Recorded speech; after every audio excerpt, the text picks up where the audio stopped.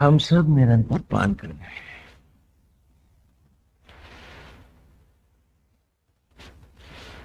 जो अति दुर्लभ ज्ञान है वो भी बहुत ही सरल ढंग से हम तक पहुंच रहा है।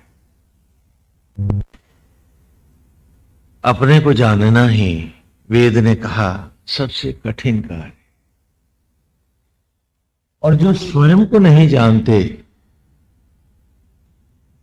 उनका कुछ भी जानना निष्प्रयोजन है। प्राणी मात्र को अर्पित होकर जीना और जीवन के मूल उद्देश्यों को, जिनके लिए परमेश्वर और प्रकृति ने हमें बनाया है, उनको जीवन में धारण करके जीवन को सार्थक बनाना, उस सत्य को पाना जो हम है, जो हमारे जीवन के उद्देश्य हैं, जिसके लिए प्रकृति और पुरुष हमको बनाते हैं। अभी तक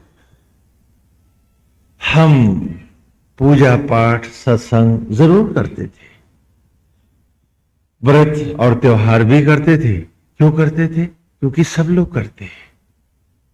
क्यों करते थे? क्योंकि हमारे पुरखे भी ऐसा करते रहे, इसलिए हम भी करते हैं। फिर वह समय के साथ जब वेद की धाराएं लुप्त हुई और नाना प्रकार के मत मतांतर, धर्म और संप्रदाय, नाना प्रकार के विचार, वाद हमारे सामने आए और उसमें हम सब भ्रमित हो गए। कोई कहता था साधना करो, कोई ध्यान की बात करता था, कोई माला की, कोई तप की, कोई जप की। लेकिन ये सारे सब कुछ जानते हुए भी बहुत कुछ ऐसा था जो हम नहीं जान पा रहे थे, जो आप इन वेद की ऋचाओं में हमारे सामने स्पष्ट हुआ। और जो सबसे बड़ी बात हमारे सामने आई कि मेरे भीतर इतनी बड़ी सत्ता है, एक संसार जिसे मैं बाहर जी रहा हूं, उससे बड़े एक व्यापक संसार, एक सत्ता मेरे भीतर में भी जी रही है, जिसे मैं जान नहीं पा रहा। और उसी को हमने एक एक ऋचा करके जाना है।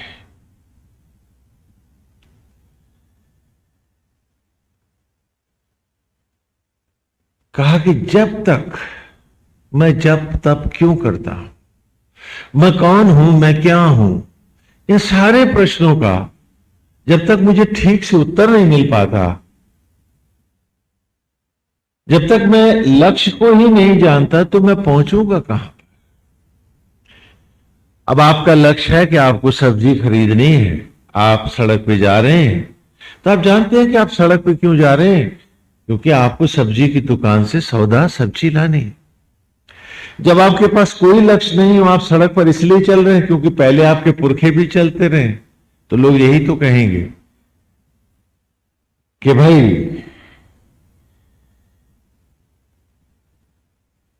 दूसरों की नकल तो कर रहे हैं, लेकिन जो काम कर रहे हैं उसका कोई लक्ष्य नहीं है, भटक रहे हैं।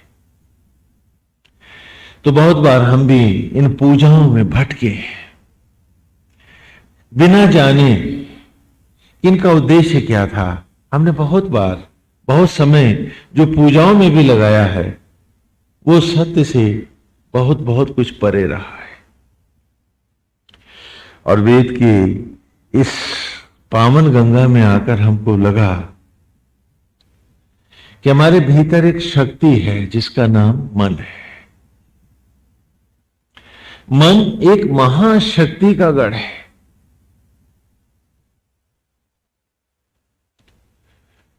और साधना इसी शक्ति को पाने का एक बहुत ही अद्भुत मनोवैज्ञानिक मार्ग है।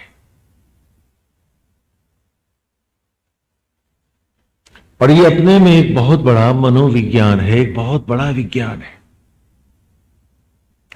जिसको पढ़े और जाने देना, ये सत्ता, ये शक्ति जिसे हम पाने जा रहे हैं, ये साधना हमारे विनाश का कारण भी तो हो सकती है। रावण साधना करता है, गंभीर साधना करता है, तप करता है, सिद्धियां पाता है, और फिर परमेश्वर के द्वारा ही वो मारा जाता है। अगर साधना का ये साहस उसमें ना होता तो शायद वो ऐसी भूल भी नहीं करता, तो उसकी ये अवस्था भी ना होती।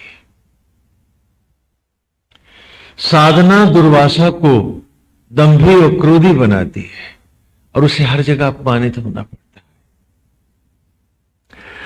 तो वेद ने कहा कि सावधान होकर देखो, कहीं तुम्हारी साधना तुम्हारे घर के सुखों का विनाश तो नहीं कर रही, कहीं साधना के थोथे आडंबर में अनजाने ही तुम अपने आप को मिटाने पर तो नहीं उतर आए हो। क्योंकि साधना एक सत्ता का नाम है, और ये सत्ता जहां एक और तुम्हें परमेश्वर से मिला सकती है, वहां ये तुम्हें मिटा भी सकती है। तो इसके साथ कोई बचकानी हरकत, कोई अनजान खेल मत करो। बहुत सावधान होकर वेद ने कहा इस मार्ग पर चलो। कहा कि साधना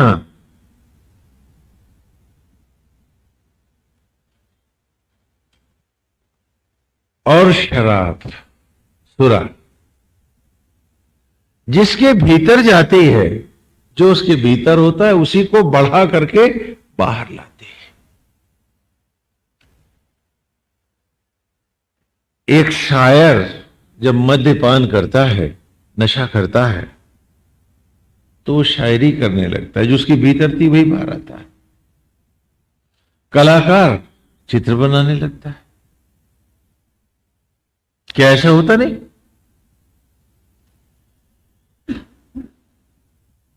दुखी जोर जोर से रोने लगता है, गंदे स्वभाव वाला गाली बकने लगता है। तो जिसमें जो भीतर होता है,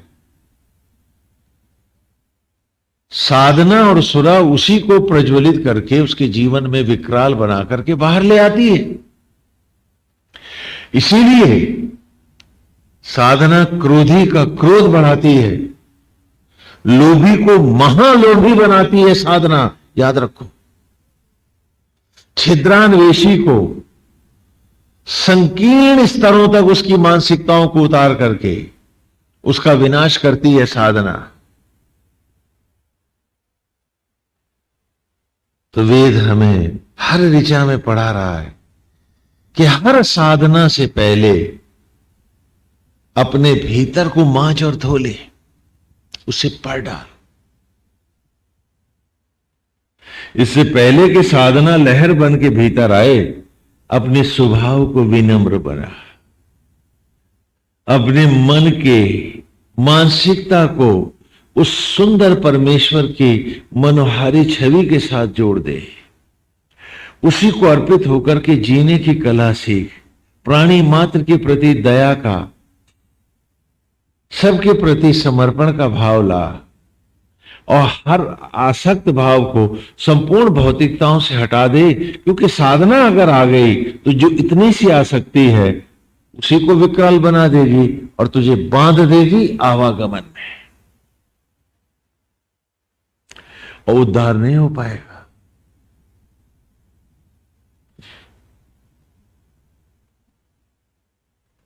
इसलिए साधना से पहले अपने मन को भी साधना सीख। एक भी असंगत विचार तेरी संगत में आ गया तो साधना उसके साथ तुझे इतना बांध देगी कि 1000 हाथियों के बल वाला बलवान मन जो है, यही भीम है, ये भी नहीं छूट पाएगा उसे।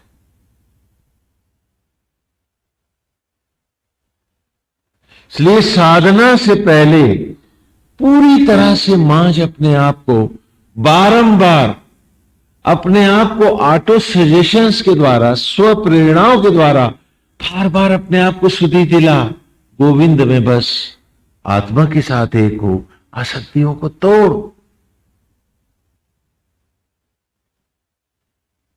हर बार उसके रूप को उभार, और फिर अपने दोहरा कि गोविंद मैं आप ही को अर्पित, नारायण आपके रूप के अतिरिक्त मेरे और कहीं कोई लगाव नहीं है, बाहर आप ही के नाम की सेवा है, क्योंकि आप सब में हो, ये संसार आपका है। इसे हमने महाभारत में भी देखा कि एक सारथी कई घोड़ों की लगाम पकड़ करके चला रहा है, तब रथ दौड़ता है। तो विचार ही तो घोड़े हैं, इंद्रियां लगाम है, और बुद्धि होकर जीव रूप में साइस हूं। तो वो साइस कैसा जिसे घोड़े लगाम लगा के घसीट रहे हों, लोभ का विचार आया तो मैं झूठ और प्रपंच पर उतर आया, वो माला वाला सब किनारे पड़ी थी। मैं और मेरों को बचाने की बात आई तो फिर विचार के घोड़ों ने कहा झूठ बोल, कपट कर। हर बार क्रोध आया तो मैंने अपना पराया न देखा, पागल होकर के जो मुंह में आया कह डाला, और जो हाथ में था वो भी दे मारा। तो हुआ क्या कि हर बार घोड़े ने आपको लगाम लगाई विचार के,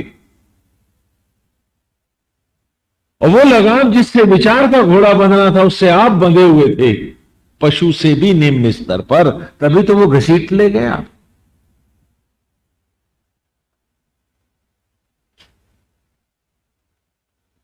नहीं, कैसे खिंच गए आप, कैसे द्वेष में, बदले की भावना में, ईर्ष्या में गए हम, जब जानते थे कि ये पाप है, फिर भी हमने किया, और फिर किया। क्यों? क्योंकि घोड़ों की लगाम में साइस आया हुआ है, न कि साइस की लगाम में घोड़े हैं। अभी कल ही चर्चा कर रहे थे हम किस आश्रम के आरंभ की कहानी। सभी लोग साथ में थे, चाहते थे कि हम रुक जाएं। यहां घने वन थे, यहां जंगल था, यहां कुछ भी नहीं था, कि यहां रुक जाएं, स्वामी जी यहीं ठहर जाएं। तो उन्होंने कई जगह शहर में देखी है, हमने कहा नहीं यहां ठीक नहीं है। और जब सबने कहा तो हमने ठीक है, सोचा कहीं एक मंदिर बना देंगे, फिर अपना चले जाएं, क्या करना। तो जब यहां आए तो यहां एक दाल बाटी की और भुट्टे की पार्टी रखी गई कि सत्संग भी करेंगे, यहीं सभी लोग थे,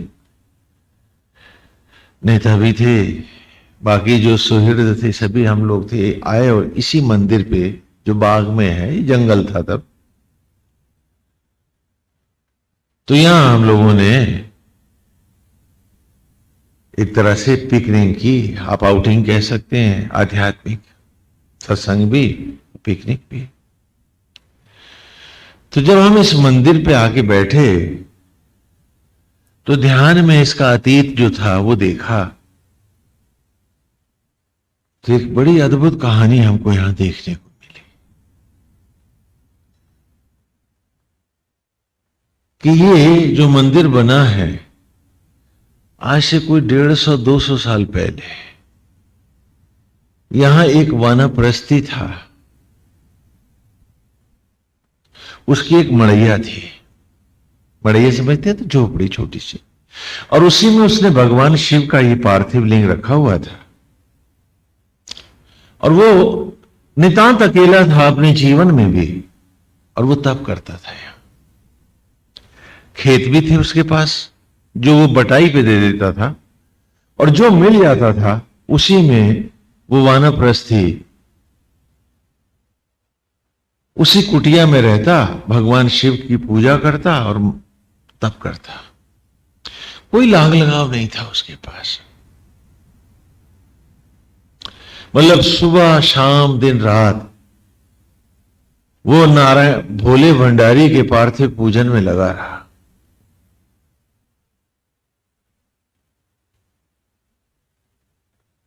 एक बार वो बहुत बीमार पड़ गया। इतना बीमार पड़ा वो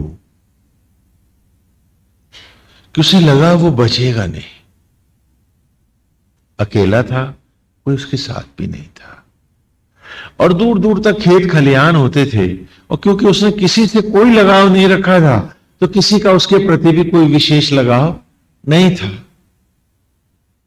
सब लोग उसका सम्मान करते थे, प्यार करते थे। तो जब वो बहुत बीमार पड़ा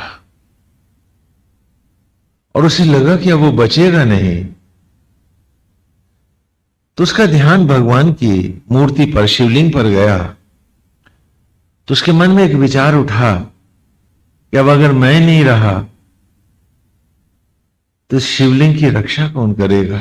दरवाजा तो है नहीं मेरी मड़ैया में, कुत्ते आएंगे और पेशाब भी कर सकती हैं। और वो उसका उपाय ही सोचता रहा कि मौत की काली चादर ने उसे घेर लिया, और कोई विचार नहीं था उसके पास। बस इतना ही विचार, एक भोला विचार था कि भोले बाबा की रक्षा कौन करेगा। और इस एक विचार से उसकी प्रेत योनि हो गई।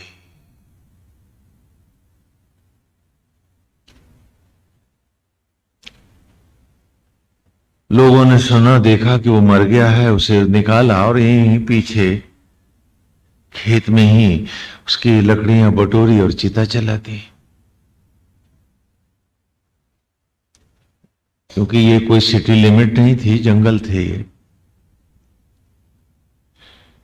तो यहां कोई शमशान घाट अलग से आइडेंटिफाई नहीं होते जैसे शहरों में होते हैं। खेतों में ही जला दिए जाते हैं लोग, और खेतों में ही उपजते हैं लोग।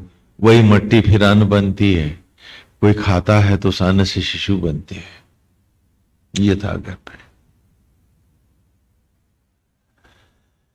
उसकी राख ने पानी का संग किया और एक पौधे की जड़ों ने खींचा, और धीरे धीरे पेड़ के तने में वो सिमट गया शरीर उसका, और वो स्वयं प्रेतावस्था में जा पहुंचा। समय आगे बढ़ता रहा वक्त के साथ, क्योंकि उस कुटिया की देखभाल नहीं थी। कुटिया के बगल में ही एक कुआं था जो अब वहां नहीं है, और एक भारी पीपल का पेड़ था। शायद गांव के पुराने लोग जानते हों, अब कहां होंगे बेचारे, वो भी बहुत लंबे अंतराल की बात है।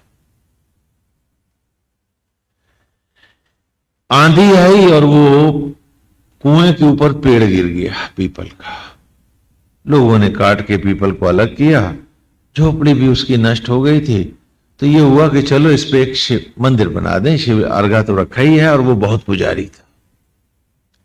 तो सबने मिलकर के, उसके मरने की कोई 60 साल 65 साल बाद की बात,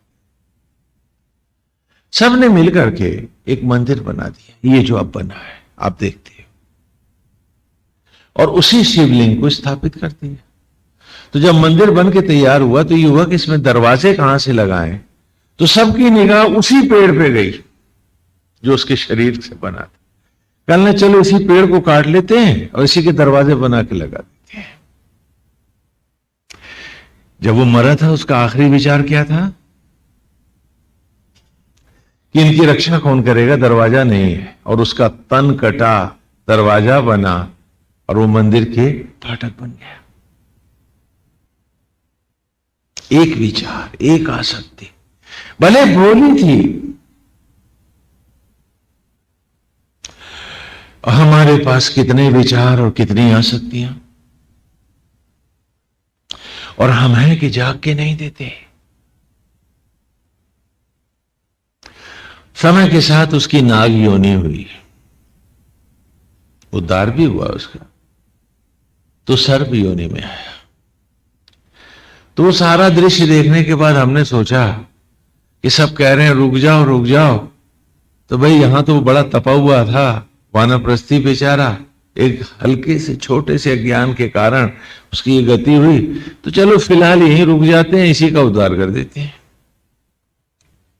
तो ये सोच करके ये ढांचा जो आप देखते हैं जो मूल आश्रम का है, तो वहीं हमने कहा अगर यहां जमीन मिल जाए तो हम बना देंगे। तो वो सज्जन भी यहीं बैठे हुए थे, साथ ही में थे हमारे दावत में, वो भी शामिल थे। कहने मेरे पास इतनी सी जमीन है स्वामी जी, आप संकल्प करा लो। तो हमने कहा आप अपनी इच्छा बता दो। खैर जो कुछ भी हुआ तो ये बना दिया, ये एक हाल बन गया। और स्वयं हम वहीं भूस एक कुटिया बना करके पीछे पीपल के पेड़ों में एक सेंट्रली एयर कंडीशन बंगलो बनाए थे, तो हर तरफ से हवा आती थी ना, और बीच में अपना यज्ञ कुंड बना लिया। यहाँ आके भक्त लोगों से मिल लेते थे और फिर अपना अपनी धुनी पे चले जाते थे। और हर बार हमें ये ध्यान रहता था, दरवाजे हमने उसके उखाड़ लिए, दरवाजे मैं चौखट के हमने उखाड़े उसके, और एक बढ़ई को दिए पैसे के इसमें लकड़ी के बना दो, तो लौटा ही नहीं। तो फिर एक वेल्डिंग वाले से हमने जालीदार दरवाजे बनवाए और यहां लगा लिए, वो जो अभी भी हमारी यज्ञशाला में लगे हैं वही दरवाजे हैं। बाद में लोगों ने अच्छे दरवाजे लगा दिए तो ये निकल आए, तो ये हमने यहां लगा रखे।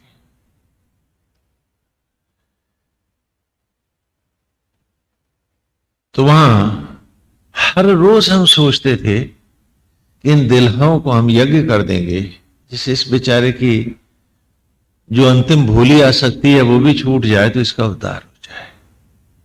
आप विश्वास करोगे कि महीनों हम यज्ञ करते रहे और उसी क्षण हम भूल जाते थे। यहां से निश्चित करके जाते थे कि आज के हवन में ये दिलहे जलाने हैं हमको, इसी को समिधा बना करके और यज्ञ में आहूत करना है। बाकी सारी लकड़ियां दाएं बाएं की वो सब यज्ञ हो जाती थी, और जब हवन पूरा करके उठते थे तब ध्यान आता था कि ये तो यहीं रखे। और एक दिन 2-3 महीने ऐसा चलता रहा, और एक दिन हम पक्का निश्चय करके गए कि आज तो हमने इसको यज्ञ कर ही देना। तो जब वहां गए तो वहां दिले ही नहीं थे, लकड़ियां ही नहीं थी। हवन के बाद पूछा बच्चों से कि भाई क्या हुआ, वो लकड़ियां क्या हुई? कहने लीजिए वो कल होली थी ना, लड़के उठा ले गए, वो होली जल गया, हवन नहीं हो सकता।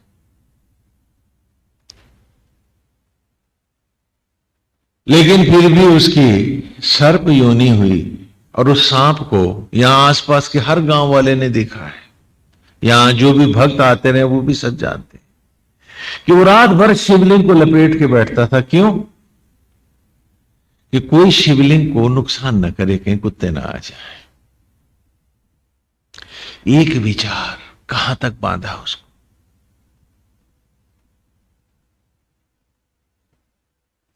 साधना को भी एक लक्ष्य की जरूरत होती है।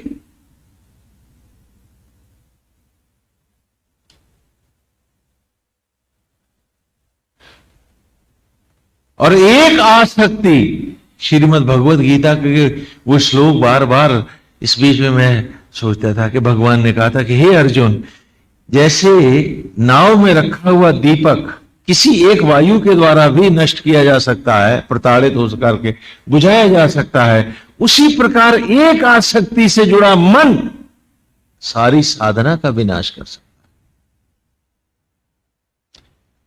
और हमारे पास तो हवाओं के तूफान है, इच्छाओं के, अतृप्तियों के बवंडर लिए बैठे हैं हम लोग। दंभ ईर्ष्या द्वेष क्या नहीं है पास हमारे।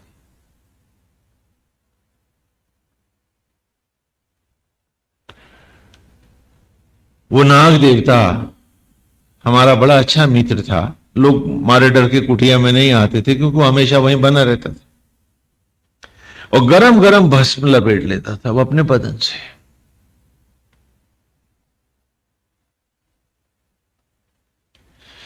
एक तरफ हम ध्यान में बैठे तो बिल्कुल सामने जम के बैठता था।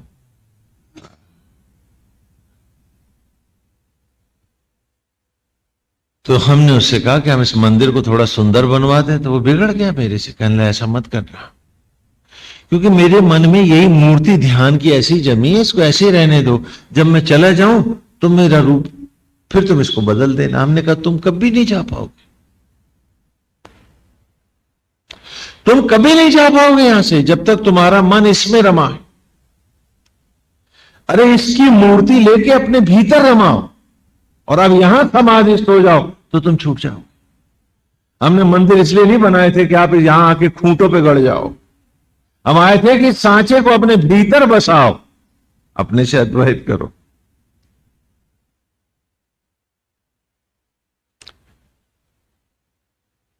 बहुत बार समझाया उसको, बड़ी मुश्किल से वो माना। हमने कहा हम बाहर का रूप भी तब तक नहीं बदलेंगे जब तक तुम रूप ना बदल। कुछ दिन पहले वो सदगति को चला गया, चोला छूट गया उसका। खाली एक छोटा सा विचार था कि मैं नहीं रहूंगा तो शिवलिंग पे कुत्ते पेशाब करेंगे। पूछो उस पगले से कि जो सचराचर का मालिक है, स्वामी है, जो हम सबकी सुरक्षा है, उसे हमारी रक्षा की जरूरत है। लेकिन एक भोला भाव, एक आसक्ति जब बन गया तो उसने उसको वहां भी बांध दिया। और हम हैं कि सत्संग का सिर्फ नाटक करते हैं, सोचते हैं कि जिस तरह आज हम लोगों को बेवकूफ बना रहे हैं ऐसे हम भगवान को भी कल बनाना देंगे। बड़े सियाने हैं हम।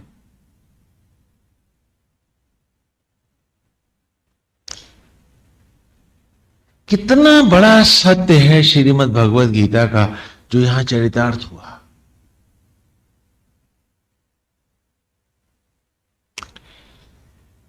कितने लंबे अंतराल में,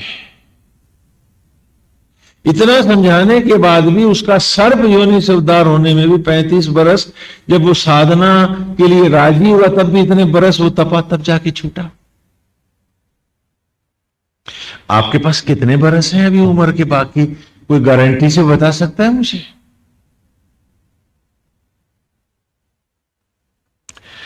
पोथों का दंभ, झूठे ज्ञान का आडंबर, विषयांद लिप्साओं की चौधराहट कहां जाने देगी हमको? कहां जाएंगे हम सब लोग? हम पूछे अपने आप से।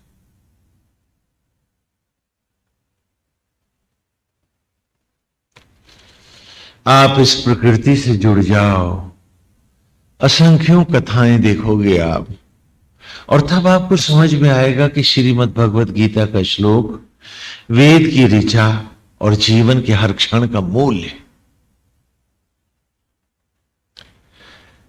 आज हम समझते हैं कि पैसा ही सब कुछ है, जबकि पैसा, money can buy only few facilities and comforts. Money is not your life.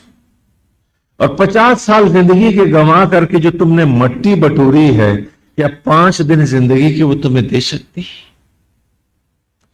तो सोना फेंक कर मट्टी ही तो बटोरते रहे हो। कितने समझदार और सियाने रहे हो तुम।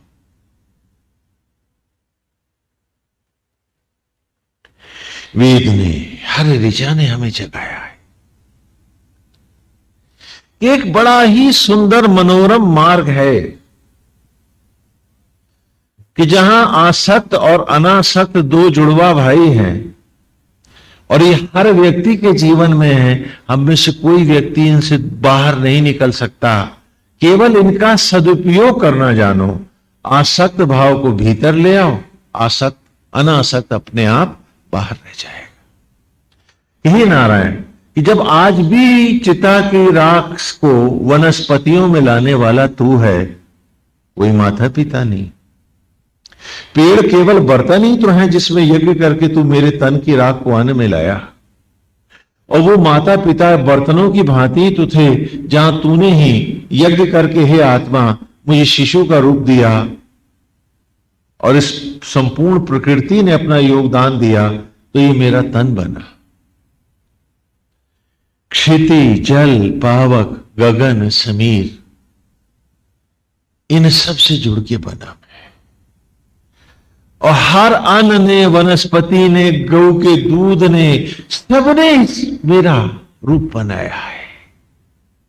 तो दो बर्तन ही तो माता पिता नहीं हो सकते मेरे, वे पूज्य हैं, लेकिन ये सचराचर ही मेरी मां है और आत्मा ही मेरा पिता है। सत्य तो यही है और यही रहेगा। वो आकाश भले न उतरा हो धरती पर, लेकिन उस आकाश ने भी मुझे बनाने में अंशदान दिया है। इसी को पितृ ऋण कहा है, खाली मम्मी पापा के लिए नहीं। पितृ ऋण है सचराचर के प्रति, कि जब सबने मिलकर के क्षण क्षण मुझे बनाया, मुझे जोड़ा और मुझे ये मनुष्य का रूप दिया, तो मैं पूछूं अपने आप से, क्या मेरा इन सब के प्रति कोई धर्म नहीं है? कि मैं सिर्फ एक पिशाच की तरह, मैं और मेरों के लिए एक 4 तल्ला कोठी और सोने की लंका, सारे समाज के साथ ऊंच नीच, झूठ और कपट करके बटोरना चाहता हूं। 10 इंद्रियों को 10 मुंह बनाकर केवल एक दशानन रावण बन के ही क्यों जीना चाहता हूं? क्योंकि ये सब तो यहां रह जाएगा, मेरी गति क्या होगी? मुझे कहां कहां भटकना पड़ेगा? ये चौधराहट मेरी, जब ये मेरा महाविनाश और पाप बनकर मेरे सामने आएगी, अरे तो मुझे कहां कहां, कब, कितने कितने जन्म भटकाएगी? मैं पूछूं अपने आप से। वेद हमारे जीवन का व्यवहारिक धरातल है। अच्छा, इसलिए गुरुकुल शिक्षा में यज्ञोपवीत के बाद हम बच्चों को जनेऊ के साथ पहला ऋषि पढ़ाते थे। शिक्षा वहां से आरंभ होती, कि जिसके विचार नहीं मजे, जो निर्मल नहीं हुआ, जो प्राणी मात्र को ईश्वर की बनाई धरोहर जानकर ये बाग है, पिता बाग का मालिक है, इस सारे बाग से मिल करके ही उसने मुझे बनाया है, तो मैं माली बनूं बाग का, सबके सुख का कारण बन। और ये क्षण उम्र के सदा रहने वाले नहीं है। मैं यहां कमाने नहीं, उम्र के नोटों को खर्च करने ही तो आया। आंख मूंदेगी, लौटूंगा भी। यदि वो पिता दया करके मुझे मनुष्य योनि भी देगा, तो कौन सी डिग्री मेरे साथ होगी, कौन सी नॉलेज होगी मेरे पास? मैं तो फिर नए सिर से आ ई ई ABCD पढ़ूंगा। कौन से पोथी का ज्ञान होगा पास मेरे? तो उसके साथ ही मैं ये भी तो सोचूं कि बहुत बार मैंने इन पोथों को रटा होगा, मैंने इन मंत्रों को भजा होगा, मैंने इन मालाओं को रगड़ा होगा, क्यों नहीं लौटी वो इस जन्म मेरे पास?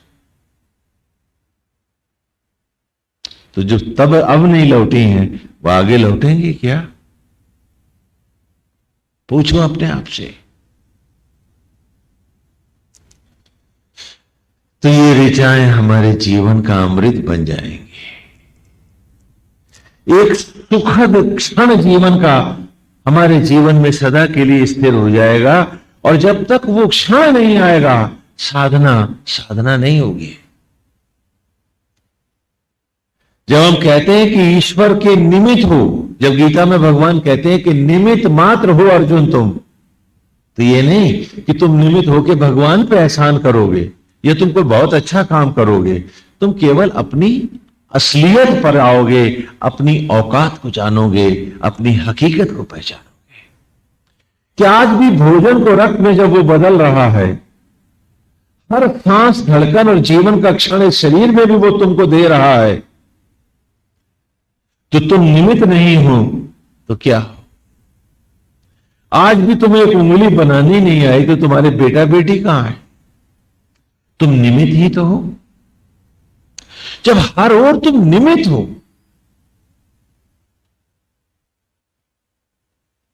और ईश्वर ने तुम्हें निमित्त भाव में ही मनुष्य योनि में स्थान दिया है, यदि वो तुमको माता पिता का के दम्भ को पुजवाना चाहता तो तुमको लड़के बनाना सिखाता। क्या आता है तुमको? एक उंगली बनानी आती है। तो इस नपुंसक विचार को, इस अंधता को तुम छोड़ते क्यों नहीं हो? खाली गाते हो जेही विधि राखे राम ताही विधि रही है। तो राम ने तो तुम्हें निमित्त बनाया है, फिर तुम आसक्त स्वयं भू क्यों हो गए? दंभ के रावण क्यों बन गए? क्या ये पाप नहीं है? पूछो अपने आप से। ईश्वर ने यदि तुम्हें मम्मी पापा बनाना होता तो तुम्हें बच्चे की इंच इंच उंगलियां, सारे बदन को बनाना सिखाया होता। अगर खाली भरण पोषण, पेट भरने के लिए तुम पैदा हुए होते, उसने तुम्हें जन्म दिया होता, तो तुम्हें मट्टी से अन्न बनाना उसने जरूर सिखाया होता।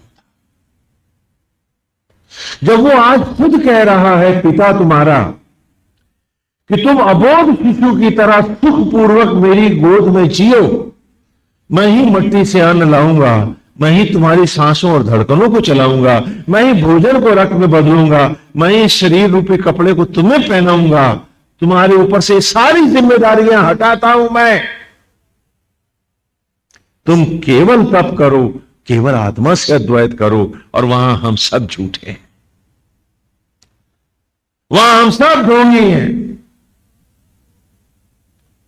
और जो काम ईश्वर कर रहा है उसी में हमारी भी चौधराहट है।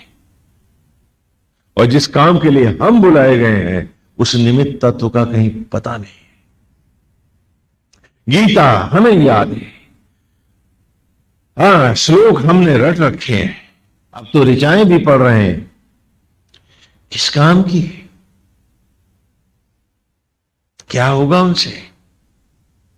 पूछे हम अपने आप से।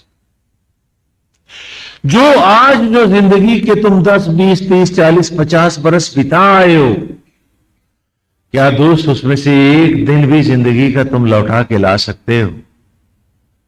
और उस जिंदगी को सिर्फ राख में ही तो बदल आए हो। आधी जिंदगी आधी राख, 4 कदम और उम्र के, और फिर चिता की लकड़ियों पर राख ही राख।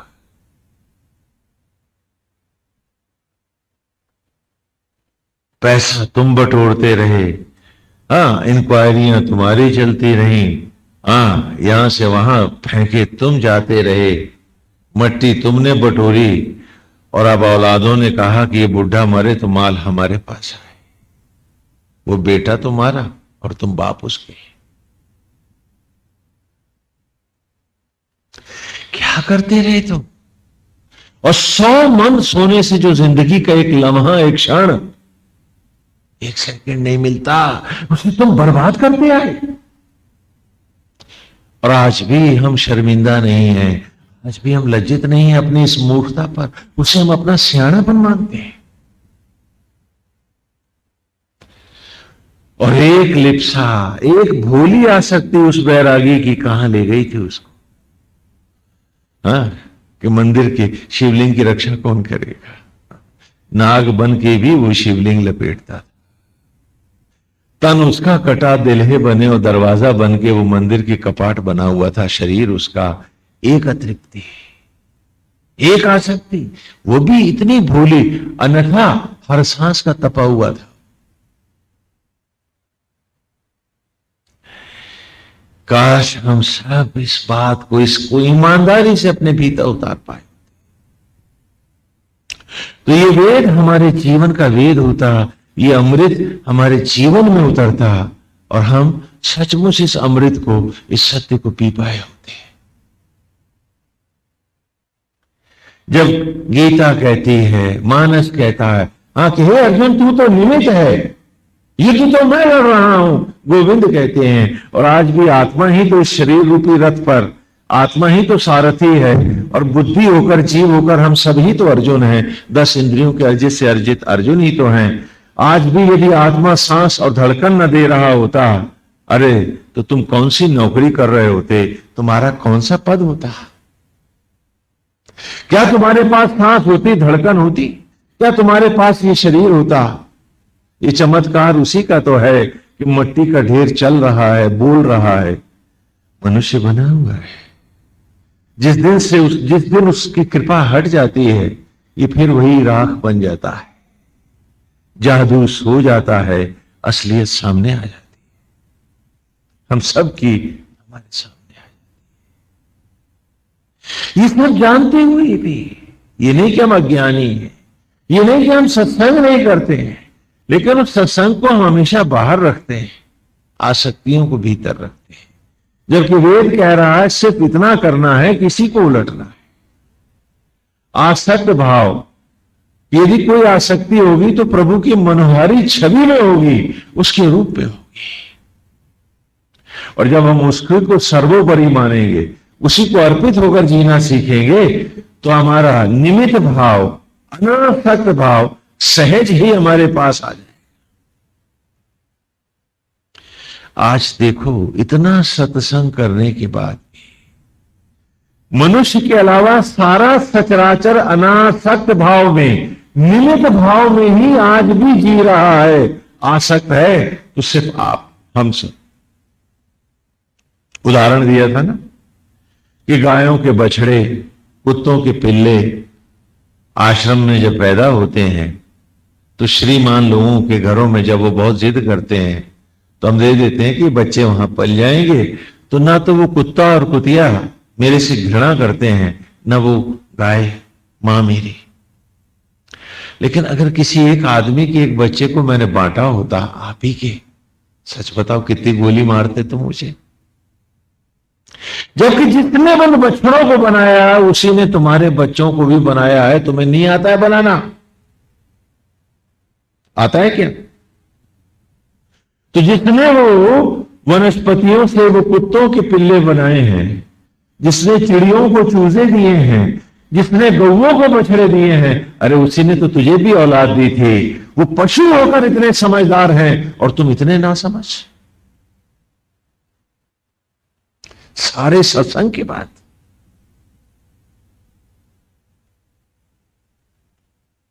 कैसी विचित्र बात है। और जीवन का हर सांस, मन का हर सुख और शांति तुमने इसी आसक्त भाव में, मैं और तथा कथित मेरों के लिए तबाह की है। चिंता में, तनाव में, परेशानी में, भविष्य की अनिश्चितता के को लेकर के तुम कभी सुख से नहीं जिए हो। क्यों? क्योंकि तुम्हारे पास तुम्हारों की चिंताएं जो थी, और क्या वो तुम्हारे थे अथवा तुम उनके थे? जाओ पशुओं से पूछो, वो बता देंगे तुमको, वो समझा देंगे तुमको, वो पढ़ा देंगे तुमको।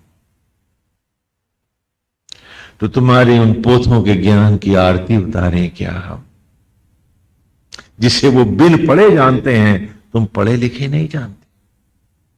वो कहते हो स्वामी जी जिम्मेदारी की बात है, झूठ बोलते हो।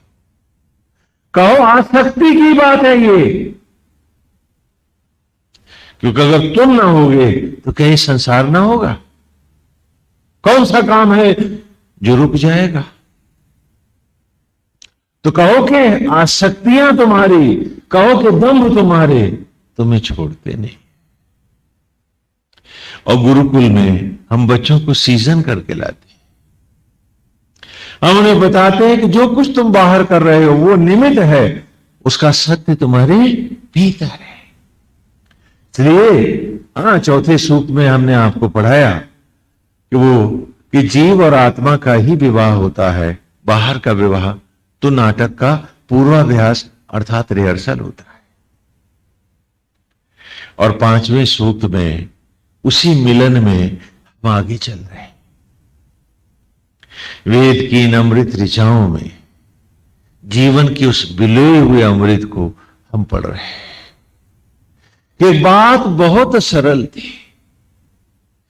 उस मंदिर से इस मंदिर को पढ़ना था जो तुम स्वयं थे। कि पलथी के जैसा चबूतरा बनाता हूं, मंदिर कैसे बनाता हूं? आपके धड़ को ही, शरीर को ही मैं मंदिर के कमरे के रूप में बनाता हूं। कि पलथी से चबूतरा धड़के जैसा गोल कमरा, सिर के जैसा गुंबद, जटाओं के जूड़े सा कलश और आत्मा जैसी मूर्त। तो क्या बना? मंदिर। और जैसे मूर्ति है वहां, वहां मूर्त है, यहां साक्षात आत्मा है, उसी की तो मूर्ति है वहां मंदिर। और जीव रूप पुजारी खड़ा करता कि जाओ पुजारी में अपने आप को पढ़ लो, मंदिर में शरीर को पढ़ो जिसकी हर ईंट स्वयं परमेश्वर रखता है। यदि ये पवित्र नहीं है तो ईंट पत्थरों का कौन सा मंदिर है जो पवित्र हो जाएगा? और मूर्ति में अपनी ही आत्मा का दर्शन कर। और जो धर्म पुजारी का मंदिर और मूर्त के प्रति है, वही तो तुम्हारा शरीर मंदिर और आत्मा साक्षात ईश्वर के प्रति है। पर तुम तो बाहर चौधरी थे, भीतर आने की फुर्सत नहीं थी, इसलिए वहीं फूल चढ़ा दिए, वहीं पैसा रख दिया, कुछ 2-4 लड्डू रख दिए, कहने लगे स्वामी जी हम तो अपना धर्म कर रहे हैं। अगर तुम्हारा बच्चा पाठशाला में पढ़ने जाए और पाठशाला के दरवाजे पर फूल पत्ती और पैसा रख के चला आए कि पिताजी मैं पाठशाला वाली ड्यूटी तो दे आया, तो क्या तुम प्रसन्न हो जाओगे? इसको हाई स्कूल की डिग्री मिल जाएगी। मैंने इस पाठशाला में तुम्हें पढ़ने को बुलाया था, ईमानदारी को तुम्हारी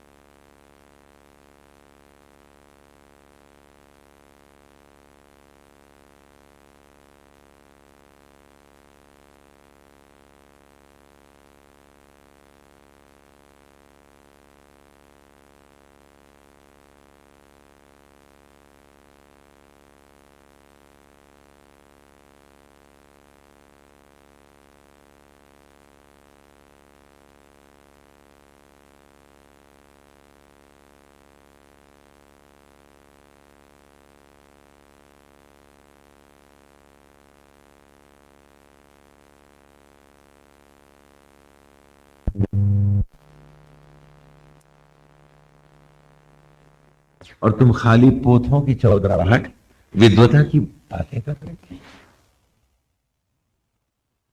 वेद की इन्हीं ऋचाओं में हमने बार बार अपने आप को कुरेदा है, पढ़ा है, और आज ऐसा कुछ नहीं है हमारे सामने जिसे हम देख नहीं पा रहे। 5वें सूक्त की ऋचाओं के आरंभ में ही हमने आरंभ किया था कि आत्वेता निषीदत इंद्रमभि प्रगायत सखाया स्तोम वासा, कि आकर बैठ गया है। बैठ, शीघ्रता से आकर, तवीत माने शीघ्रता पूर्वक, है ना, निषीदत माने बैठना। शीघ्रता से बैठ, कहां?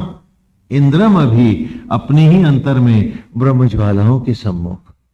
प्रगायत, विशेषता से यज्ञ होने के लिए, आत्मा से अद्वैत करने के लिए आज वहां बैठा हुआ है श्रीवर होकर। कौन?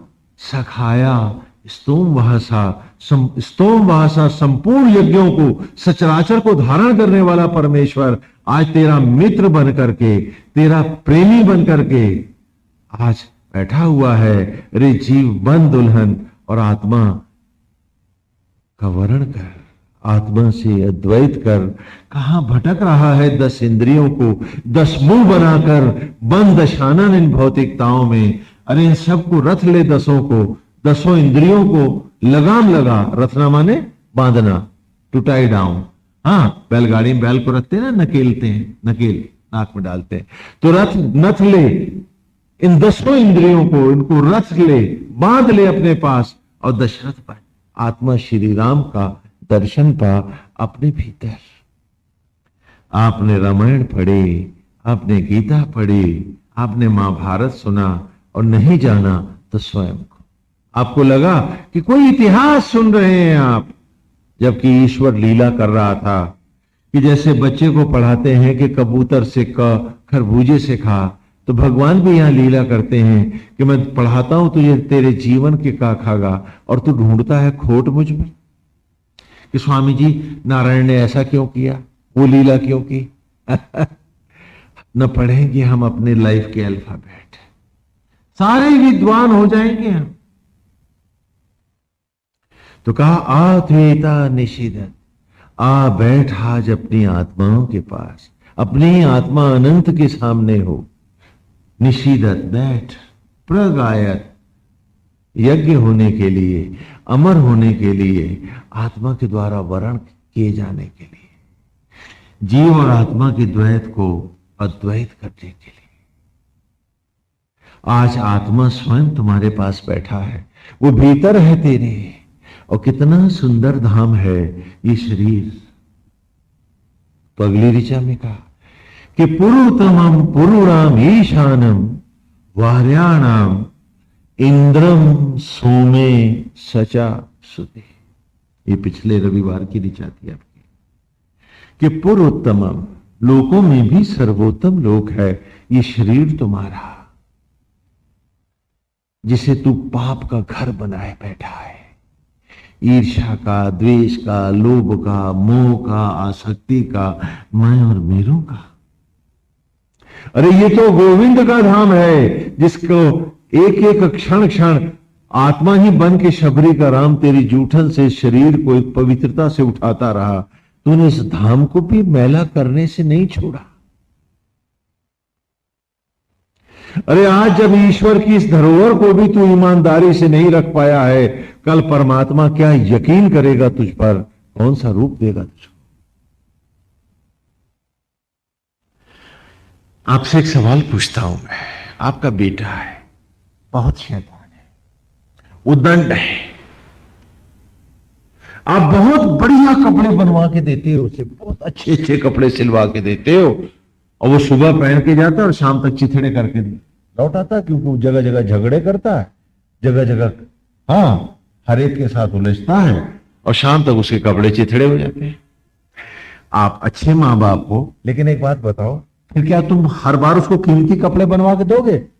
बोलो बोलो, हार के यही तो कहोगे ना कि तुम्हें इन कपड़ों की तमीज नहीं है, इसे कोई मोटे कपड़े सिलवा के दो सस्ते, ये तो रोज फाड़ा था, बोलो करोगे या नहीं करोगे? तो वो पिता भी तो कहेगा कि इस मनुष्य रूपी इस वस्त्र के तुम्हें तमीज नहीं है।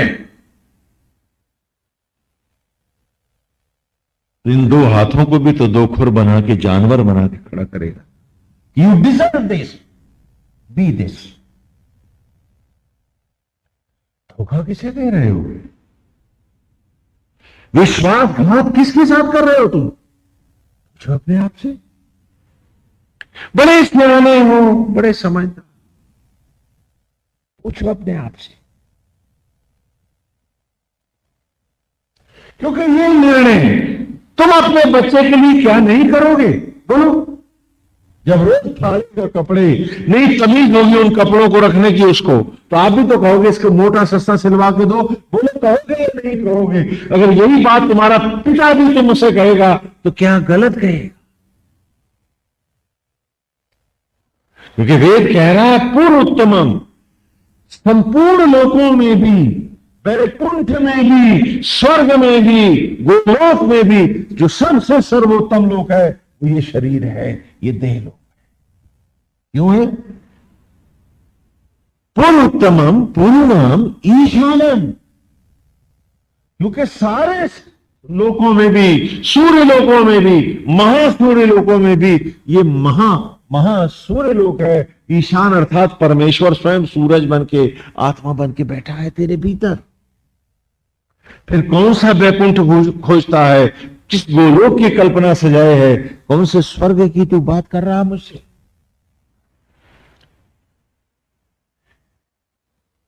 कि कैसा सुंदर लोक है कि दोनों आमने सामने हैं। और अगर फिर भी तू अंधे की तरह देख नहीं पा रहा उसे, तो वैकुंठ में कहां देख पाएगा उसे? हाँ, गोलोक में कहां देख पाएगा उसे?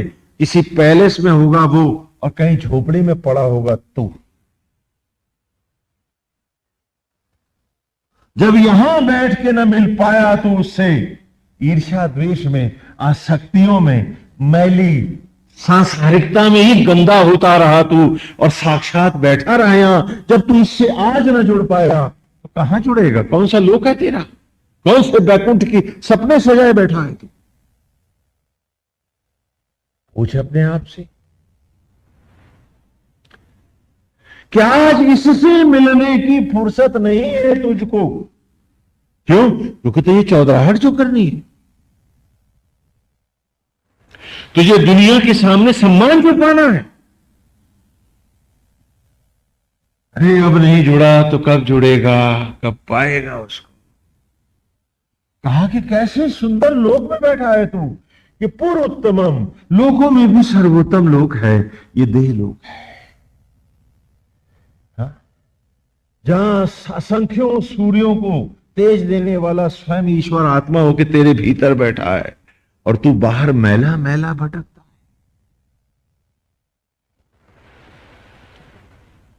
और कहता है कि मैं घंटी बजाता हूं, मैं तिलक लगाता हूं, मैं माला फेरता हूं। अरे आज जो न मिला वो पाएगा कब? तेरी विद्वता आज तेरे लिए अभिशाप क्यों बन गई है? ये तेरा सियानापन तेरे लिए मौत क्यों बन गया है आज, कि जो तुझे मिलने नहीं दे रहा उससे, जिससे जीवन का हर क्षण है तेरा, हर सांस है तेरी, हर धड़कन है तेरी।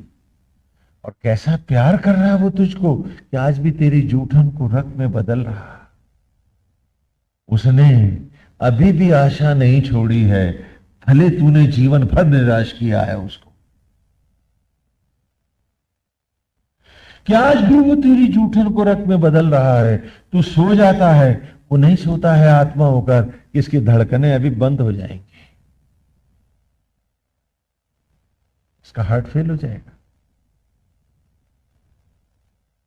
तो वो जागता रहता है, पिता होकर के भी मां का दिल लिए, मां की दया लिए, मां का वात्सल्य लिए बैठा है, कि हर सांस जिला रहा तुमको अपनी गोद में, अपनी तेज में, अपने तेजस ज्योतियों में तुम्हारे शरीर को सड़ने से बचा रहा।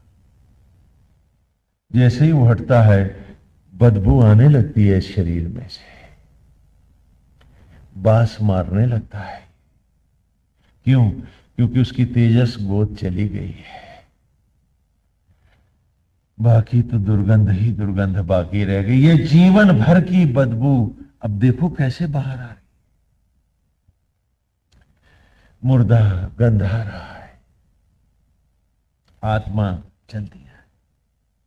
अरे आज भी अगर तू उससे नहीं मिला तो मित्र कब मिलेगा? पूछ अपने आप से, धकेलो अपने आप को, ठोकर दो अपने अंतर को, पूछो अपने आप से कि दंभ को तोड़, हकीकत को स्वीकार। वेद कह रहा है कि दूसरों को तो तुम सुधारते रहे, दूसरों के मैल देखते रहे, दूसरों को उपदेश देते रहे। अरे स्वामी सन्यासी, तू भी कब सुधरेगा? हम सब पूछे अपने आप से, क्योंकि सुधरना हम सबको है, चाहे वो इस वस्त्र में है या वो उस वस्त्र में। हम सबको जागना है। और जो नहीं जागा, अंध योनियां, अंधेरी रातें, कोटि जन्म इंतजार करती हैं उसका। धोखा मत दो अपने आप, क्योंकि इतने मनोरम लोक में तुम आए कि पुरुत्तमम पुरुणाम ईशान, कि लोकों में भी कैसे सुंदर लोक में हो कि स्वयं परमेश्वर जहां इस लोक का अधिपति बन के साक्षात तुम्हारे सामने बैठा है। और वार्याणाम, तुम्हारा वरण करने आया है, तुम्हें सीने से लगाने आया है, तुमसे अद्वैत करने के लिए, तुम्हारे वरण करने के लिए स्वयं गोविंद बैठा है भीतर, और तुम मैले मैले भटको बाहर। हाय पैसा, हाय मेरा, हाय तेरा। और मौत की घंटी ने दिखा दिया, न तू किसी का, न कोई तेरा। वार्याणा, वो तुम्हारा वरण करने आया है।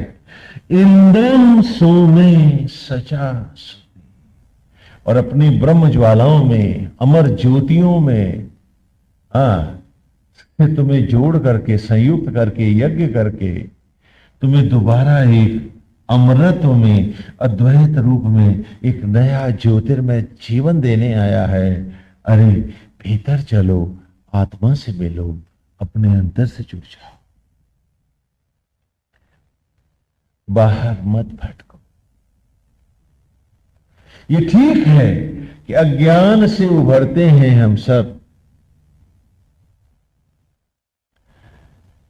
इंद्रियां बहिर्मुखी होने के कारण बाहर से भी आसक्त होते हैं हम सब, लेकिन उम्र के साथ हम डिग्रियां भी तो बटोरते हैं। तो अध्यात्म में भी तो कुछ डिग्रियां बटोरो, कुछ आचरण की, कुछ विचार की, कुछ स्वभाव की।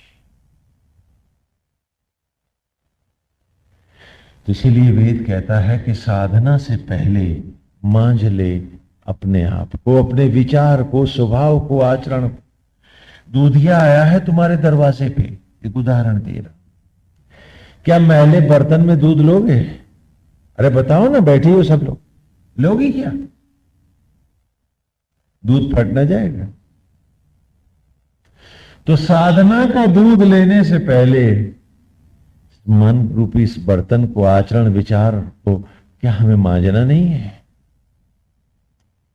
ये मांझना ही हमारे जीवन का पहला लक्ष्य है। और आज की ऋचा है, वेद खोलो। हाँ, ये अगली ऋचा आई है 5वें सूक्त की। साघानु योग आभुवस राये सा पुरंध्याम गमद बाजे भीरा साना। साघानो योग, सघन बादलों का मिलन आभुवत, अंतरिक्ष में। साराए, वे शीघ्रता से दौड़ते हुए आते हैं और टकराते हैं, घात प्रतिघात करते हैं। साघा, और तब उनके अंतर की बिजलियां कौंधती हैं, चमक पैदा होती है, टकराती हैं आपस में। सा पुरंध्या,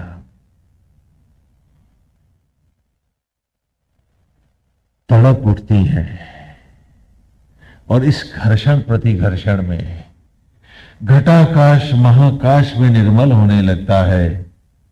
बादल अपनी कौंधती बिजलियों के कारण छिन्न भिन्न होकर धराशायी होने लगते हैं। गमद बाजे भेरा साना, लेकिन उन बादलों के तन का मैल, वो जल भी जब नीचे धरा पर आकर गिरता है तो मैल भी अमृत हो जाता है और यज्ञों के द्वारा सीप में मोती बनता है, किसी की गोद का शिशु होता है, किसी पेड़ पे खिला पुष्प फल बन जाता है।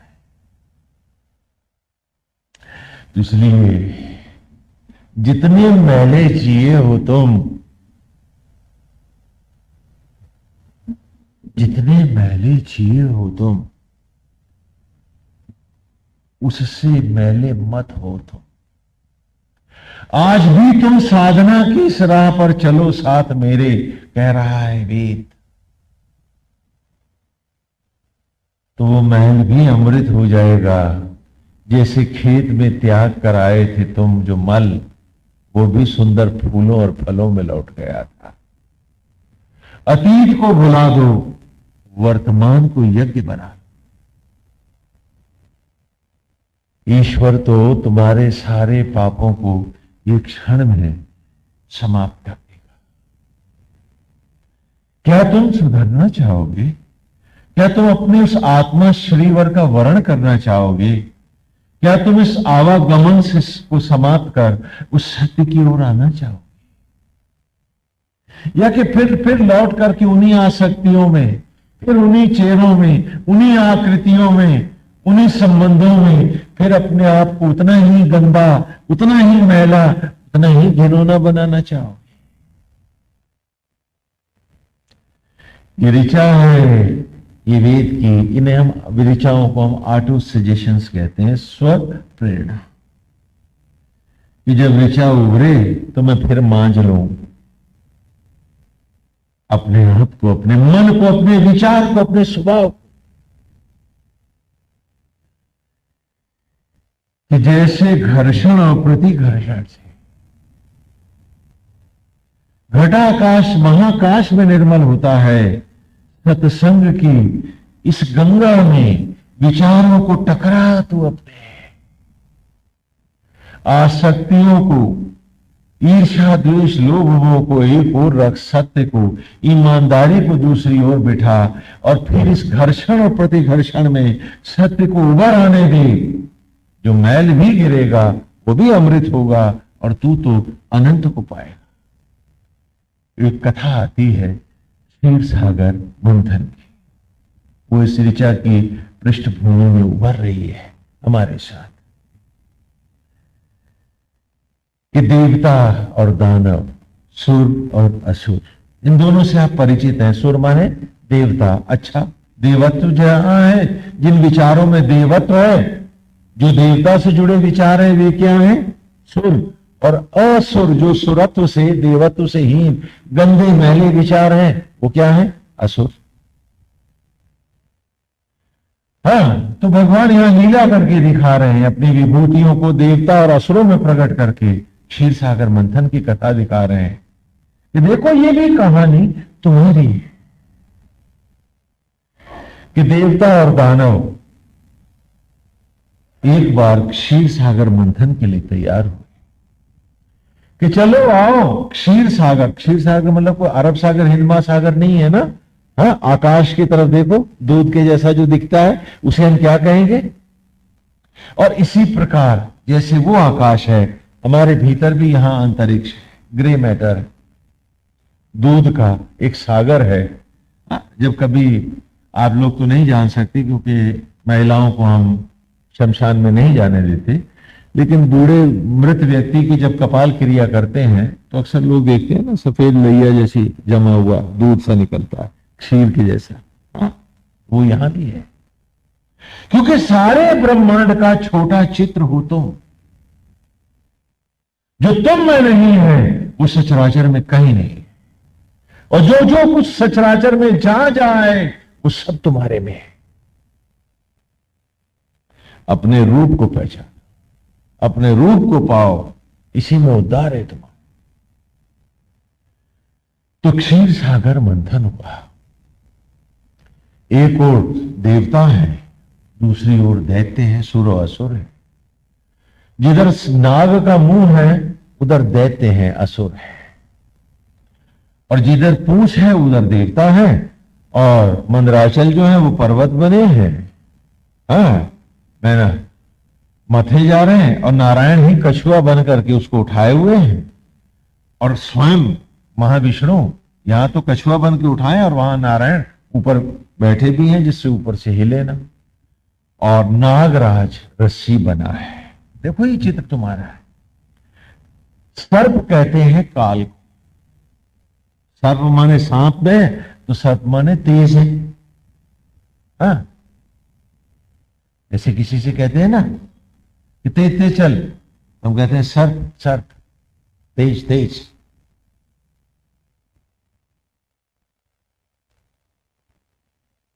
यह नागराज अर्थात वक्त ही रस्सी बना है, समय काल। और संकल्प पर्वत है, हम सब मथ रहे अपने ही अंतर के क्षीर सागर। एक ओर सत्संग के देव विचार हैं और दूसरी ओर कुसंग का असुर आचरण है। मथ रहे, मथ रहे, इसी का नाम तो जीवन है। और जो मथ नहीं रहा है अपने आप को, जो आसक्त हो गया है संसार से, अरे वो तो जीते जी मर गया है। उसको किसी और ने नहीं मारा है, वो अपने ही पापों से मर गया है। जो मथ नहीं रहा है अपने आप को।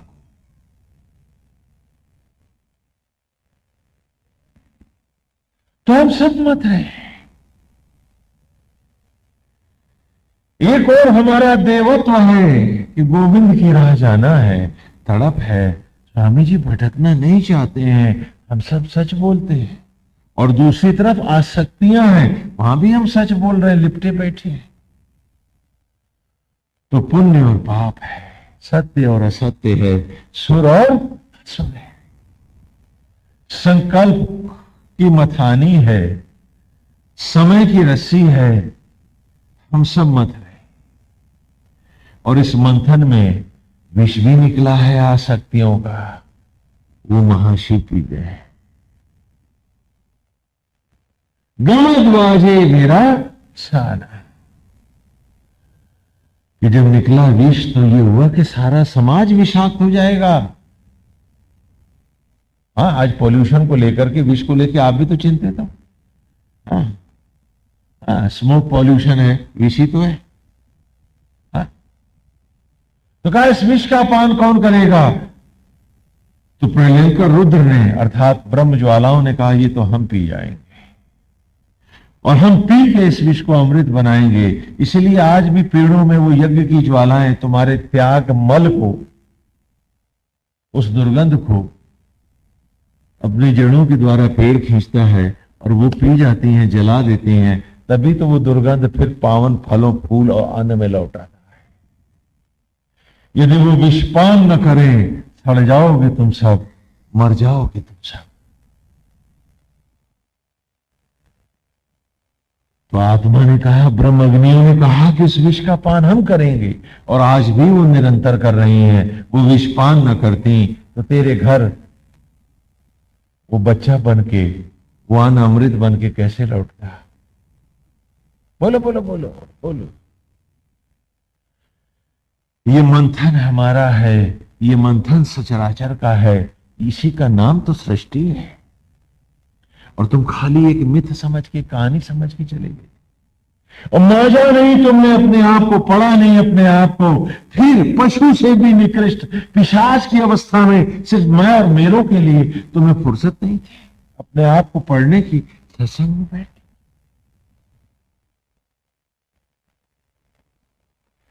क्या मुंह दिखाओगे उसको, और सामना तो होगा ही। हाँ, इस घर्षण और प्रतिघर्षण में अमृत निकला, हम सबके पास है वो अमृत, हम सबके पास वो अमृत है। हम सब अमर हो सकते हैं, हम सब मोक्ष के अधिकारी हैं। निकला अमृत। देवता कहें हम पिए, असुर कहें हम पिए। तुम्हारे पास जीवन का अमृत आया है सत्संग में। आज पूछो, असुरत्व को अर्थात जड़ भौतिकताओं को पिलाओगे या आत्मस्थ होकर स्वयं पीकर अमर सत्संग को पिलाओगे? पूछो अपने आप से।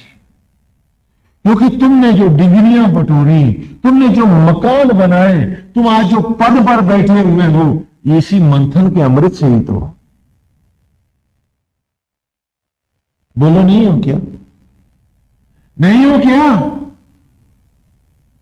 मकान को पिला देते हैं अमृत तो एक मंजिल और खड़ी हो जाती है, मकान चमकने लगता है। जिंदगी की मंजिलें ढह रही हैं, तुम्हें याद ही नहीं रहता।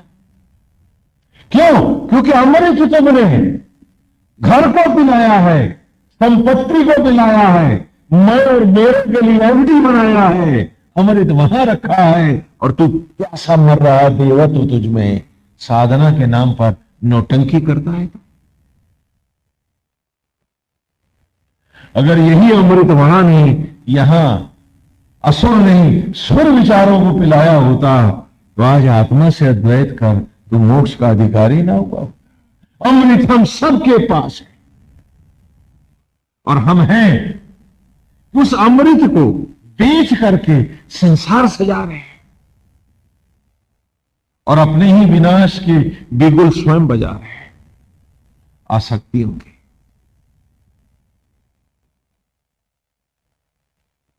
मत डालते हैं अगर हम आपको, अपने आप को, तो हमारी पीढ़ियां भी उसी राह चली होती। जब हम भौतिकताओं की तरफ चले, विषयांतता की तरफ चले, ईंट और द्वारों की तरफ चले, तो हमारे विष इतने बढ़े कि विषाक्त हमारी संततियां हो गई और देवत्व हम सबके जीवन में प्यासा रह गया। आज वो प्यासा देवत्व ही तो मेरे जीवन की हताशा है, मेरा भटकाव है, दुख है, ईर्ष्या है, द्वेष है, लोभ है, मोह है, चिंता है, आसक्ति है, भय है और कल का खौफ है। क्यों? क्योंकि वो अमृत जो जीवन का मुझे बिलो के अच्छे और बुरे दोनों विचारों के साथ मथ करके अपने अंतर में जो सत्य मुझे पाना था,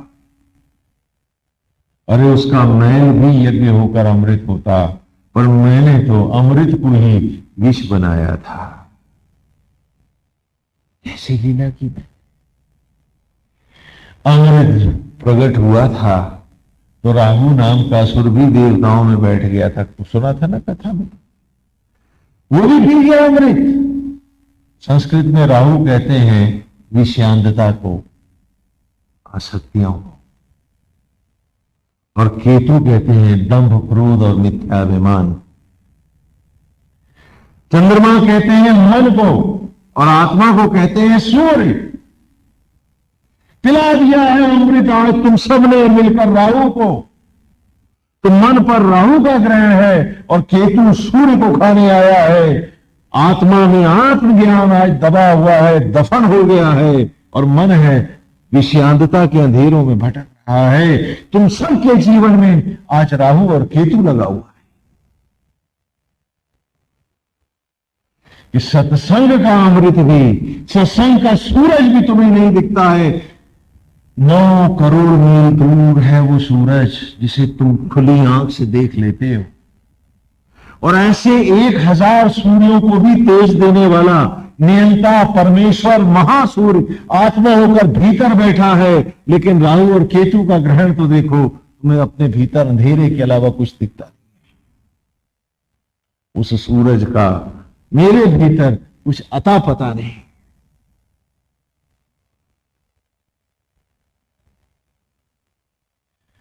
कह रहा है वेद कि क्या कर रहा है ये नाटक?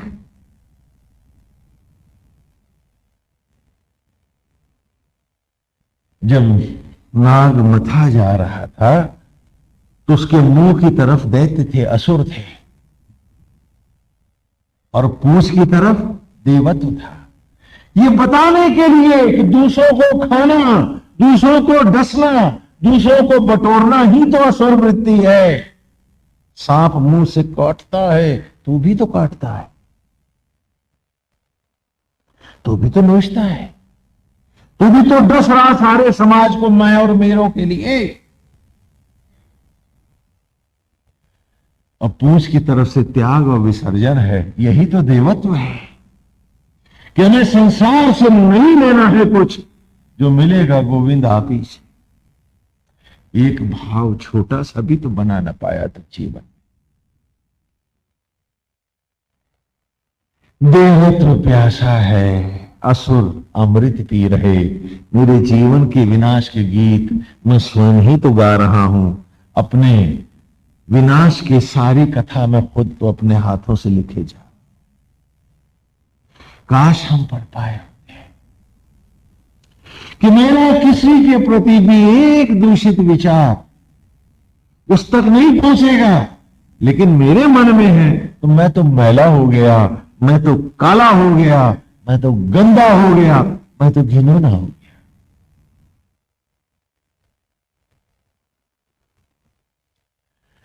और कह रही है ये ऋचा कि साघानो योग,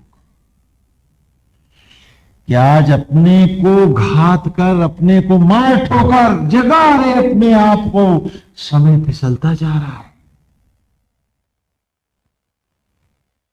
अपने आप को जगा, अपने अंतर को झिझोड़ ले। आज यदि भटकना नहीं है, यदि उस अमृत को पाना है जिसका सागर तेरे भीतर भरा हुआ है, भीतर रखा है अमृत और बाहर प्यासा भटक रहा है, तो पूछ अपने आप से। एक घटना याद आती है मेरे को। उन दिनों कुंभ का महापर्व चल रहा था, तो एक कैंप हमारा भी वहां लगाया गया था। सभी लोगों की इच्छा थी कि हम भी वहां जाएं, तो विदेशी बहुत आते थे और बड़े अच्छे अच्छे, बड़ी मतलब विदेशी में क्या है कि हिपोक्रेट नहीं है। जो काम गलत भी करता है तो खुल के कहता है कि हाँ बाबा हम करते हैं। तकिए के नीचे और तकिए के ऊपर की किताबें उसकी अलग अलग नहीं होती हम लोगों की तरह। वो जो भीतर बाहर है वो सच है। इतनी ईमानदारी आज भी उसमें।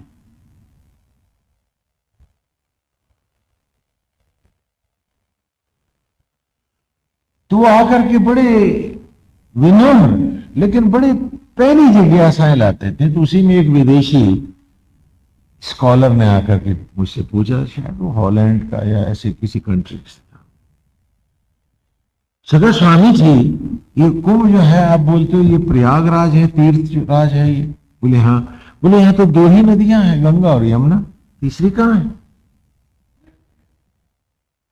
तो वहां इलाहाबाद यूनिवर्सिटी के अध्यात्म विभाग के एक विद्वान प्रोफेसर भी बैठे हुए थे, मुझे ठीक से मालूम नहीं वो कौन थे। तो उन्होंने हमसे पहले उनको उत्तर दिया कि तीसरी नदी सरस्वती है। तो हंसा बड़ी जोर से, क्या जो आपके हर ग्रंथ में लिखा है कि आदि काल से सरस्वती लोप है? बोले हाँ वो तो लोप तो है। तो बोले तो फिर आप इसे संगम कहिए। प्रयाग क्यों कहते हैं? वो प्रयाग तो वो होता है जहां तीन नदियां मिले, और संगम जहां दो मिले।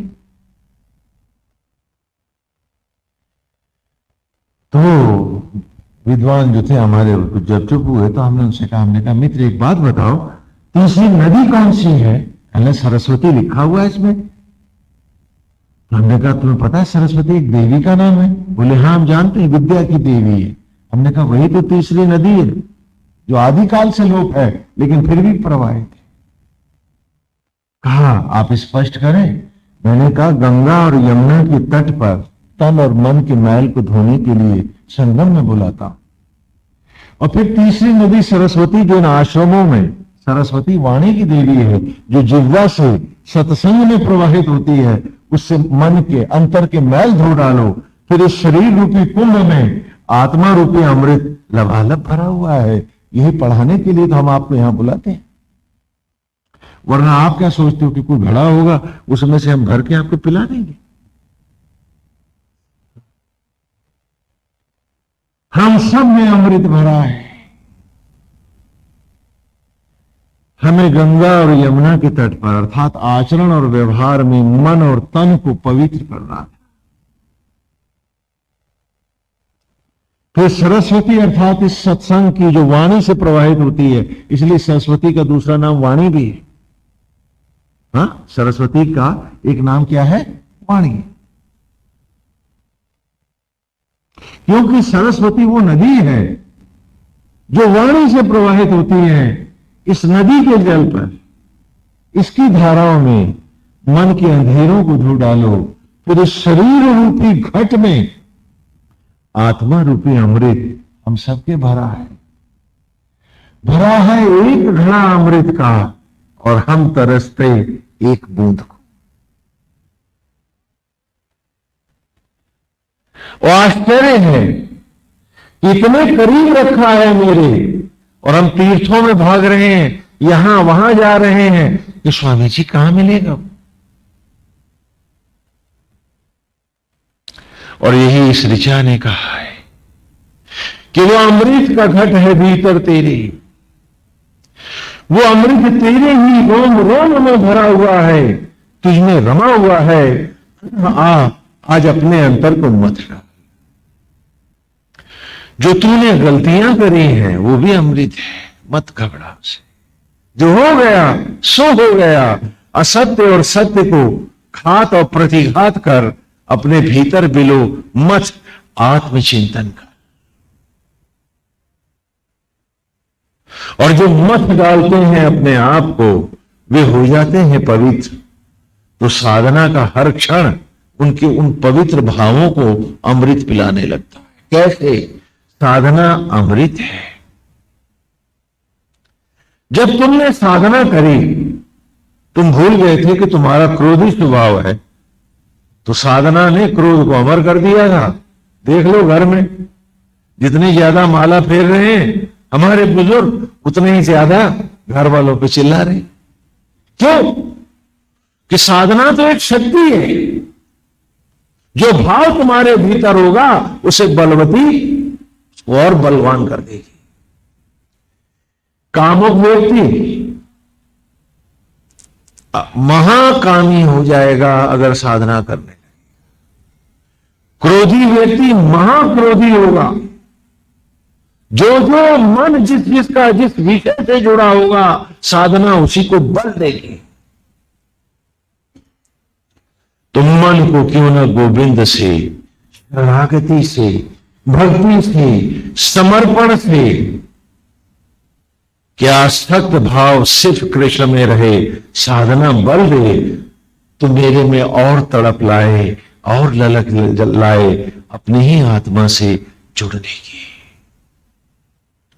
तो इसलिए कहता हूं कि वेद की इस पावन गंगा में अपने एक एक भाव को मांझ लो, एक एक क्षण को तपा लो, जीवन के उस सत्य को पूरी तरह से जगा लो। क्योंकि जिसने स्वभाव नहीं बदला उसने अमृत नहीं पाया है। उसका अमृत कौन पी रहा है? राहु और केतु। राहु तुम्हारे मन के गंदे स्वभाव हैं और केतु तुम्हारे जीवन के दंभ और पॉजिटिवनेस है। मेरा घर, मेरा मकान, मेरी ईगो।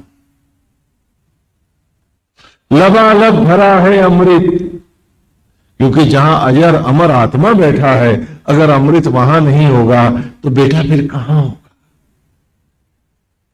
जहां सर्वंतर्यामी घटघटवासी अजर अमर अविनाशी आत्मा विराजमान है, अरे अमृत वहां नहीं होगा तो बताओ कहां होगा? और ऐसे अमृत आत्मा के द्वारा तुम बनाए गए हो, ऐसे अमृत पिता के द्वारा तुम प्रकट हो, ऐसे परमेश्वर की तुम संतान हो और फिर भी ईर्ष्या, क्रोध और द्वेष को ही अमृत पिला रहे हो, जीवन में बड़ा कर रहे हो। हाँ, लोभ को बढ़ा रहे हो, आसक्तियों को बना रहे हो। क्या ये तुम्हारे लिए उचित है? पूछो अपने आप से। तो आज की ये ऋचा, वेद का ये अमृत, वेद की ये पावन गंगा आज हमको यही पढ़ा रही है कि जीवन को, साधना को केवल पीटी और परेड सुबह शाम की अथवा सप्ताह का एक प्रवचन न बनाना, सजेशंस को लेना और उसके बाद हर क्षण अपने मन के विचारों को मांझते रहना कि मुझे उस सत्य से जुड़ना है।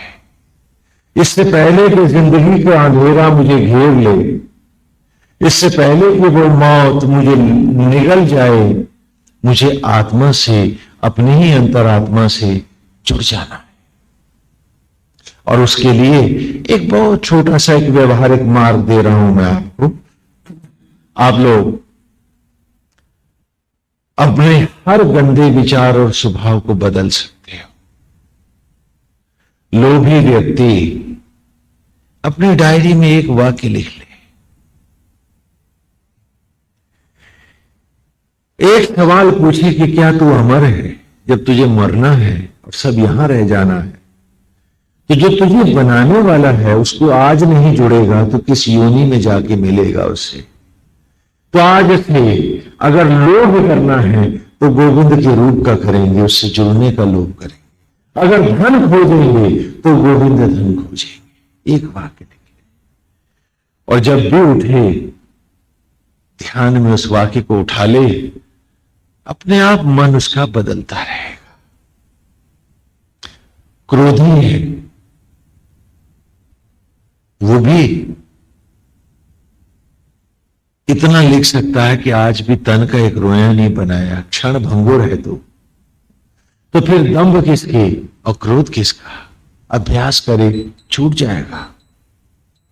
इसी प्रकार विषयी भी अपने आप को, जो विषयांत व्यक्ति है वो भी अपने को संभाल सकता है एक अच्छी एक स्वप्रेरणा के द्वारा। वो भी अपनी डायरी में लिखे कि तूने अपनी इंद्रियों को भोगा अथवा किसी अन्य जीव को, शरीर को। यदि तू नपुंसक होता तो किसे भोगता? पूछो अपने आप से। तो अपनी इंद्रियों को और उनकी सामर्थ्य को ही तो भोगा, और वो चली इस पवित्र आत्मा श्री कृष्ण के तेज से भोग कृष्ण को रहा था, भटक संसार में रहा था।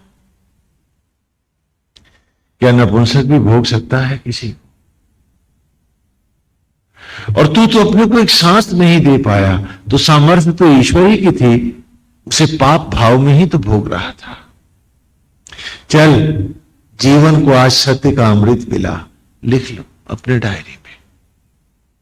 जिस जिस विषय से छूटना चाहते हो उसकी ऑटो सजेशन तुम्हें वेद देगा। और मांझ डालो अपने आप को, अपने अज्ञान को। अगर फिर भी नहीं धुल पाते हो तो निश्चित रूप से बड़ा ही गलती हो गई है शायद परमेश्वर से भी, जो तुम्हें मनुष्य योनि में ले आया। कोई काम नहीं था यहां तुम्हारा।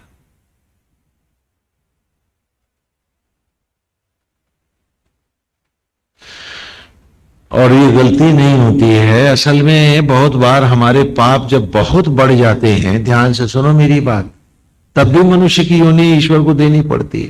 कारण कि बाकी योनियों में अनासक्त भाव होने के कारण ईश्वर तुम्हें पूरा दंड भी तो नहीं दे पाता तुम्हारे पापों का। कल्पना करो कि चिड़िया के बच्चे को बाज ने पकड़ लिया, चिड़िया थोड़ी देर तड़पी, उसके बाद फिर चुगने लग गई कि जो नारायण की इच्छा। अब कहां दंड दे पाएंगे हम उसको? हाँ, अगर तुम्हारे एक बच्चे को कोई उठा ले जाए, जिंदगी भर नहीं तड़पोगे क्या अपनी आसक्तियों के कारण? तो क्योंकि वहां सजा तुम्हें ज्यादा नहीं मिल सकती थी, इसीलिए तुम्हारे बड़े पाप भुगवाने के लिए शायद परमात्मा तुम्हें इस योनि में लाया। फिर यही बात होगी, क्योंकि बाकी योनियों में दंड बड़ा हो ही नहीं सकता।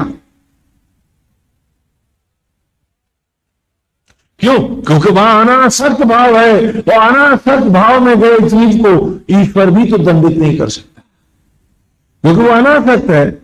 जैसे उस भाव को लेता ही नहीं तो आप सजा कैसे दोगे? अनासक्त और आसक्त भाव का ही है कि अभी आपसे कोई कहे कि मैं तुमसे तुम्हारा घर छीन लूंगा, सरकारी के हम जब्त कर लेंगे, तो तुमको तो बड़ी पीड़ा हो जाएगी, मुकदमा लड़ोगे, बचाओगे अपनी मकान। वो कहेंगे कि तुम रसूल की जमीन पे बैठे हो, तुमको नहीं साहब हमारे पास रजिस्ट्री है वगैरह वगैरह। तो तुम्हें दंड कब मिला? दंड कब मिला? जब तुम आसक्त भाव में थे। अगर तुम्हारा एक संत स्वभाव होता, उन्होंने कहा कि मकान कब्जा करने की, बोला बहुत बार भिखमंगों को दान किए, छोड़ा जा रहे, अब तुम्हें कहां दंड मिला? तो अनासक्त भाव तुम्हें सदा दंड से मुक्त करता है और आसक्त भाव तुम्हें सदा दंडित करता है। तो हो सकता है कि तुम्हारे पाप पिछले इतने बड़े रहे हों कि अनासक्त योनियों में तुम्हें सजा उतनी मिल ही नहीं सकती थी, शायद इसलिए इंसान बनाए गए हो, इसलिए सुन के भी नहीं सुन पाते, और फिर उन्हीं गंदे भाव में, उन्हीं गंदे विचारों में अपने जीवन का सर्वनाश करने चले जाते। हाँ, फिर तो ऐसे ही मानना पड़ेगा। यदि